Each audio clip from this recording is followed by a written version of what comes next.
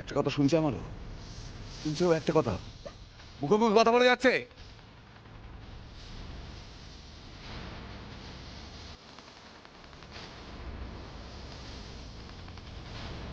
আমি মারবো শুধু,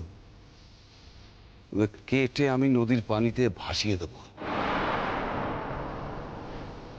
এরকম মেয়ের আমার কোনো দরকার নেই। এই মেয়ে আমাকে দোষে তো পাঠাবে। কি দরকার আমি মেয়েকে রেখে? কি দরকার? একটা কথা ভালো করে শুনে রাখো শবনমের আম্মু, আমার মেয়ের জীবন যারা নষ্ট করেছে তাদেরকে আমি কিছুতেই ছেড়ে দেব না। তুমিও একটা কথা ভালো করে শুনে রাখো আব্বু, আমাকে যা বলছো বলো। বড় বাড়ি কারোর গায়ে যদি কোনো আঁচ লাগে আমিও কিন্তু চুপ করে থাকবো না, আমিও কিন্তু কাউকে ছেড়ে দেব না। আবার মুখে মুখে খবরদার।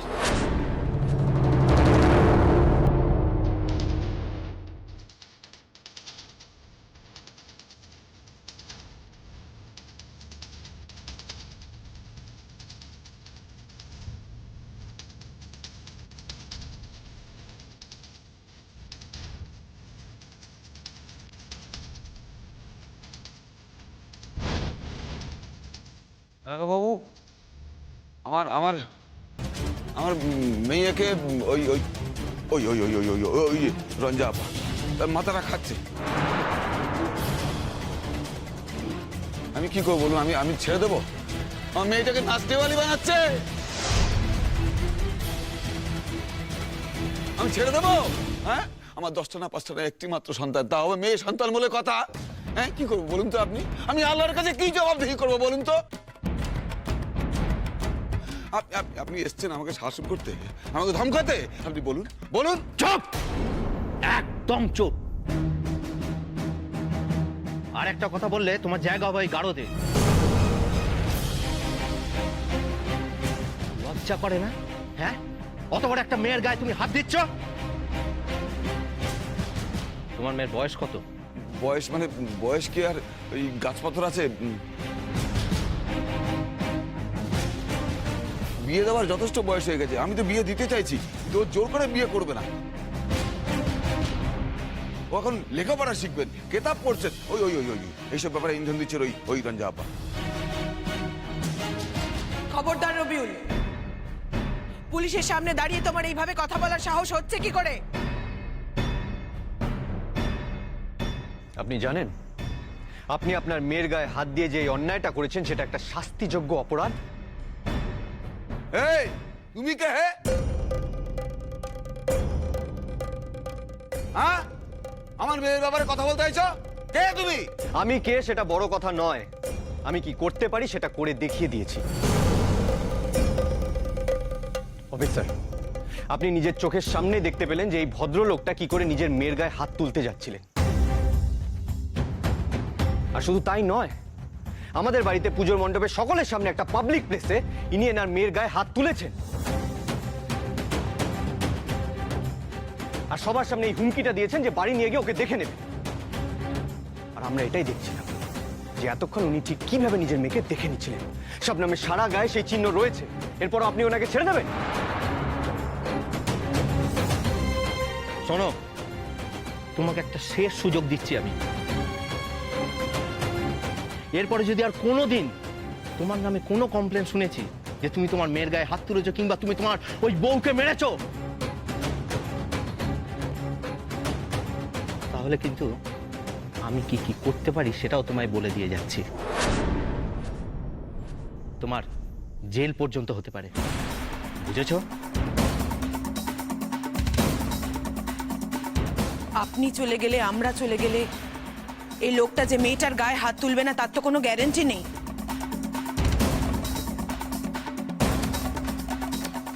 স্যার, পুজোর কটা দিনই মেয়েটা একটু আনন্দ করে, সারা বছরই খাটে, তাতেও লোকটার এত আপত্তি। পুজোর এই কটা দিন আপনি অনুমতি দিন স্যার, যাতে এই মেয়েটাকে আমাদের কাছে রাখতে পারি। এই পরিস্থিতিতে ওকে এখানে রাখার ভরসা পাচ্ছি না। মেয়েটার এখানে কোনো নিরাপত্তা নেই। এই লোকটা এতটাই গোঁড়া, ওর গোঁড়ামিকে প্রশ্রয় দেওয়ার জন্য ও পারে না এমন কোনো কাজ নেই। আমার মেয়েকে আপনি রাত্রিবেলা আপনার বাড়িতে রাখবেন? কেন কেন কেন কেন? আমার মেয়ে কি রাস্তার মেয়ে নাকি? বাজারের মেয়ে? আমার মেয়েকে লাইনে নামাতে চাইছেন নাকি? চুপ, একদম চুপ। তোমার সঙ্গে কথা বলছি না রবিউল, আমার যার সঙ্গে কথা বলার আমি তার সঙ্গে কথা বলছি। স্যার দেখেছেন, দেখেছেন লোকটা কি ভাষায় কথা বলছে? স্যার, আপনার বিবেচনার ওপর আমি আস্থা রাখছি, কিন্তু শবনম, তুমি কি তাহলে এই কটা দিন বড় বাড়িতেই থাকতে চাও?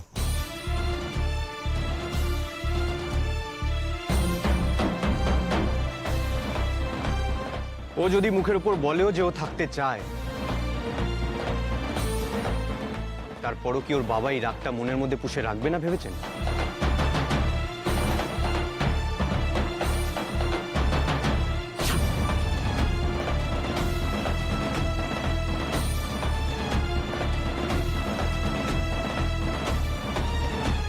আপনি বরং দায়িত্ব নিয়ে এটা একটা ব্যবস্থা করুন। এটা আমাদের রিকোয়েস্ট, অফিসার। ওকে শবনম, তুমি এসো, তুমি আমার সঙ্গে এসো, আমার গাড়িতে ওঠো, আমি তোমাকে নিরাপদ জায়গায় পৌঁছে দিচ্ছি। আর নিরাপদ জায়গাটা হলো রায়চৌধুরী বাড়ি।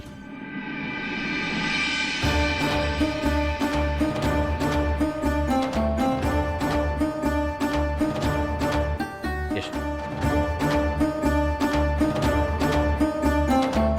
কাজটা কিন্তু আপনি ভালো করলেন না স্যার। মানে তুমি কি আমাকে ভয় দেখাচ্ছ নাকি রবিউল? আপনাকে আপনাকে অনেক সালাম পুলিশ বাবু। মেয়েটা এখানে থাকলে ওকে মেরে ফেলতো।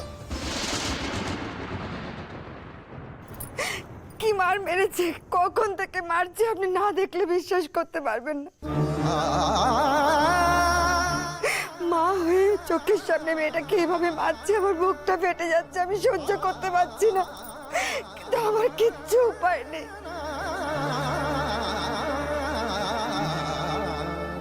আমি তো এই ওষুধটার সঙ্গে পারবো না। আমার জামাই হোক, মেয়েটাকে কদিনের জন্য বাড়িতে রাখার ব্যবস্থা করে দিন, নাহলে এখানে আমার মেয়েটাকে মেরে ফেলবে, মেরে করে শেষ করে ফেলবে ওকে। আমি কিন্তু আবার খবর নেব। আমি যদি তখন শুনতে পাই যে তোমার বউ আমাদেরকে সমস্ত ঘটনা খুলে বলেছে বলে তুমি বউয়ের গায়ে হাত তুলেছ, তাহলে কিন্তু এখনই বলে দিচ্ছি, খবর পাও মাত্র তোমাকে আমি অ্যারেস্ট করব।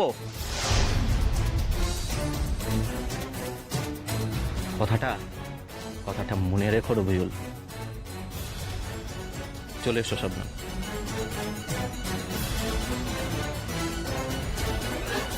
এখনো দাঁড়িয়ে আছো যে? এত মার খেয়েও স্বাদ মেটেনি?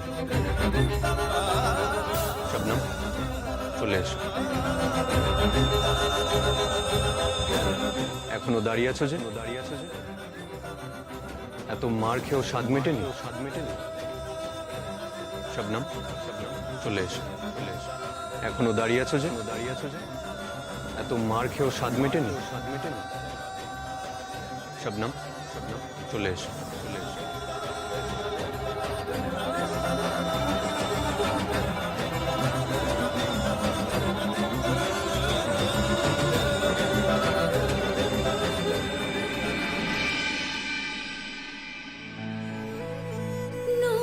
নকশিকাঁথার উঠোন জুড়ে আলোর বাতাস ঘুরে ফিরে,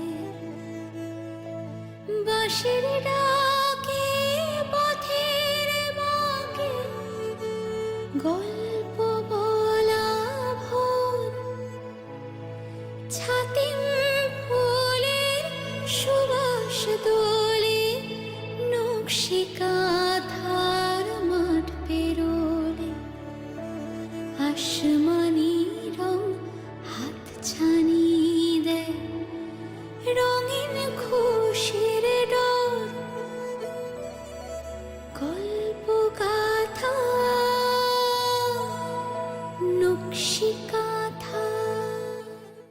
আমার মেয়ের কথা আর বলবেন না, সে কিছুতেই এখন বিয়ে করবে না। বুঝতেই পারছেন আজকালকার মেয়ে তো চাকরি বাকরি করে, জোর করে তো আর বিয়ে দেওয়া যায় না।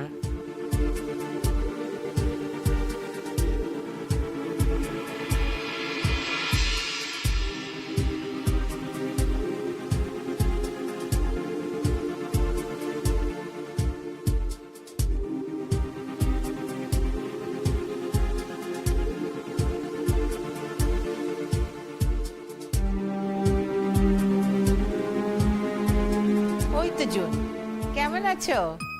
বেরোচ্ছ বুঝি?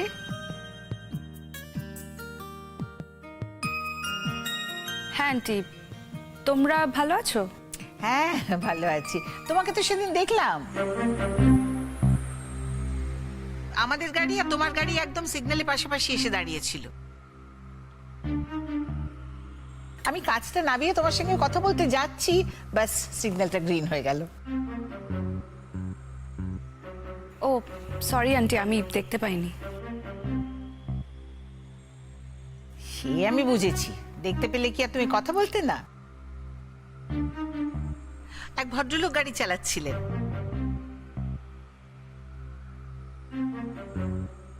ও ও ওর অফিস কলিগ।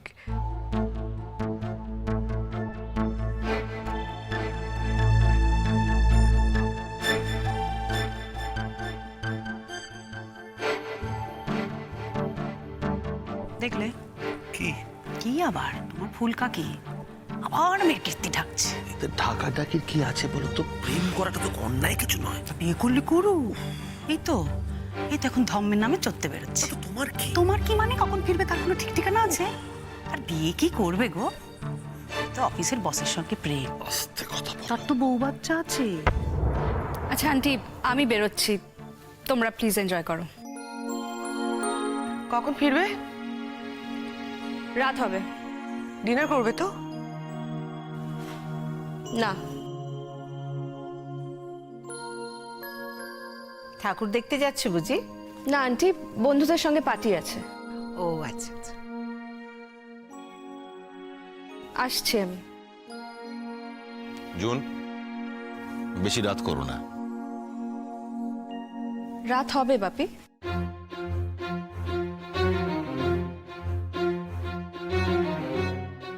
ছুটির দিনে এত টাইম মেপে আমি আড্ডা দিতে পারবো না।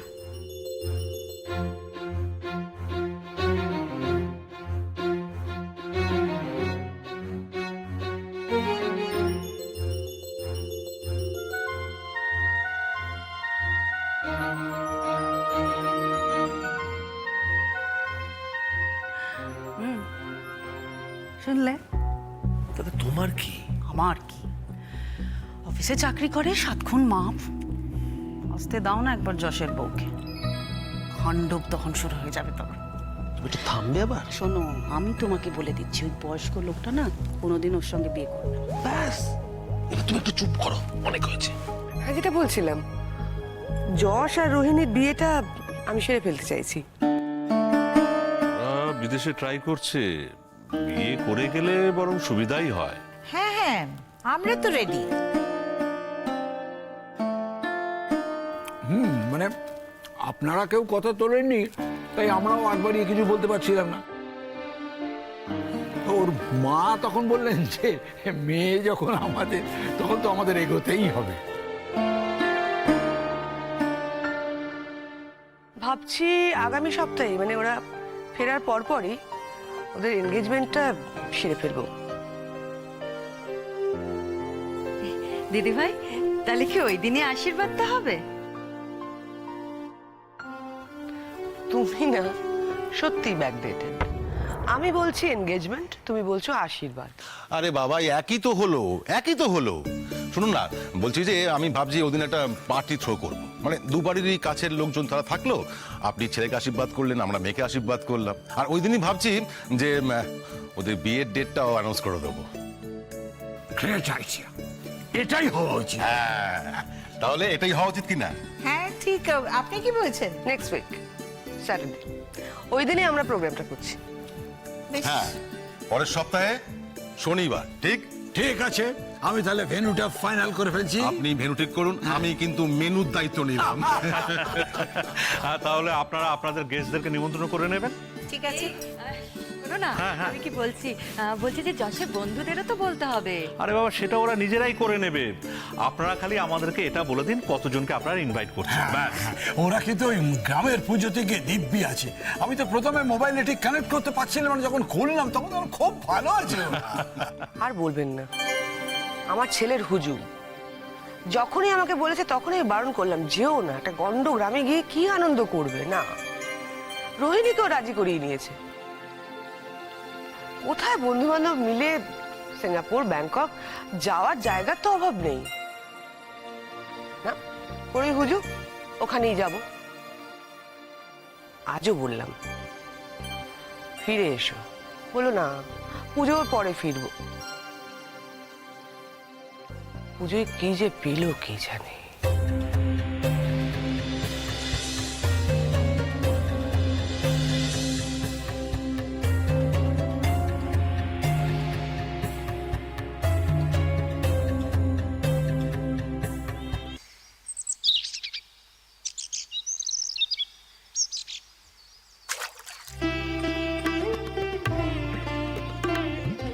রঞ্জা পিসি, বলছি এরকম পুকুরে মাছ ধরা আমি আগে কখনো দেখিনি। আমার ব্যাপারটা দারুণ এক্সাইটিং লাগছে। তাই? হ্যাঁ। চাইলে তুইও মাছ ধরতে পারিস। সত্যি? হ্যাঁ। কি করে? জাল ফেলে হয়তো ধরতে পারবি না, কিন্তু ছিপ বড়শি তো আছে। তুই না হয় এক কাজ কর, কাল পুকুরে ছিপ নিয়ে বসিস, কিছু না কিছু মাছ তো উঠবেই। আর আমাদের শবনম দারুণ টোপ বানাতে পারে, দারুণ। আর ওর হাতে অনেক মাছও ওঠে। তো তুমি যে বাড়ি ছেড়ে চলে এলে, পুজো তো কদিন পরে শেষ হয়ে যাবে। চিরটা কাল তো তুমি আর এ বাড়িতে থাকতে পারবে না, বাড়ি তোমাকে ফিরে যেতেই হবে। কি করবে তখন? চিরকাল এ বাড়িতে থাকতে পারবো না সেটা আমিও জানি রোহিণীদি। তখন রঞ্জা পিসি আমাকে জোর করে নিয়ে এলো, আর পিসির মুখের ওপরও তো আমি না করতে পারবো না। কিন্তু এটা তো কোনো সলিউশন নয়। আজকে না হয় দুর্গাপূজা বলে তুমি 4 দিন এ বাড়িতে এসে রয়েছো, কিন্তু পুজোর পরে কি করবে? তখন তো বাড়ি ফিরে যাওয়ার পর আবারও সমস্যা হতে পারে। সবসময় তো বাড়ি থেকে বাইরে অন্য কোথাও থেকে নিজের সমস্যার সমাধান করা যায় না। এটা ঠিক অন্য কোথার মধ্যে পড়ে না রোহিণী। বলতে পারো এটা ওর আরেকটা বাড়ি। সেটা রঞ্জা পিসি তুমি বলছো কারণ তোমরা ওকে ভালোবাসো, আর ও তোমাদেরকে ভালোবাসে বলেই কিন্তু এই বাড়িটাকে নিজের বাড়ি বলে মনে করছে। আসল সত্যিটা তো সকলেই জানে, বলো, যেটা ও নিজের বাড়ি নয়। সবটাই ভাবার উপর নির্ভর করে রোহিণী। ও যদি এই বাড়িটাকে নিজের বাড়ি বলে মনে করে, আর এই বাড়ির লোকেরা যদি ওকে এই বাড়ির একজন বলে মনে করে, তাহলে ওর এখানে থাকা নিয়ে আমার মনে হয় না আমাদের দুজনের মাথা ব্যথার কোনো কারণ আছে। তাই নয় কি রোহিণী? না রে, মাথা ব্যথার তো কোনো প্রশ্নই উঠছে না। এই তো 2 দিন আগে না আমি ওকে চিনতাম, না তুই ওকে চিনতি। তবে আমি জানিস তো একটা সিম্পল কথা বুঝি, অনেক সময় নিজেদের সমস্যা নিজেকেই হ্যান্ডেল করতে হয়, সেখানে কেউ হেল্প করতে পারে না। এই যে যেমন দেখ না, তুই আজকে এখানে এসেছিলি বলেই কিন্তু তুই ওকে নিয়ে থানা পুলিশটা করতে পারলি। কই, এতদিন তো রঞ্জা পিসি ওকে নিয়ে একা একা থানা পুলিশ করার কথা ভাবেনি। ইনফ্যাক্ট ও যে এখানে চলে এসেছে সেটা নিয়ে তো দেখলাম সোনাজিদা বেশ অসন্তুষ্ট। মার কথা বাদ দাও, মা বরাবরই এইসব ব্যাপারে খুব রক্ষণশীল। তাই বারবারই হিরেকে কাঁচ ভেবে দূরে সরিয়ে দেয়, আর কাঁচকে ভুল করে হিরে ভেবে ফেলে।